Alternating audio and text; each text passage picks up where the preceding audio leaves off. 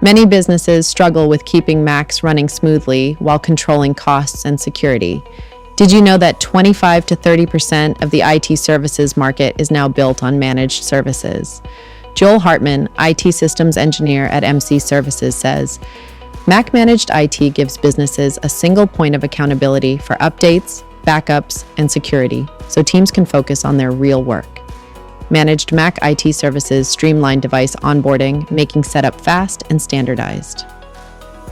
They handle security patching proactively, reducing risk, and they scale support as your team grows. Employees stop losing hours to tech disruptions, and IT costs become predictable, usually $150 per user per month. Compliance and audit reporting are built in, so passing audits is no longer a headache. Co-managed IT gives your business flexibility.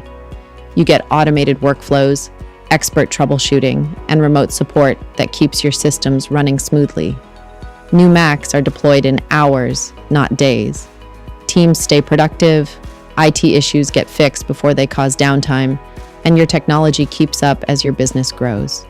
Every minute saved on IT tasks is time your team can focus on growth. Standardized onboarding, automated updates, centralized visibility, and proactive support turn Mac environments into systems that just work.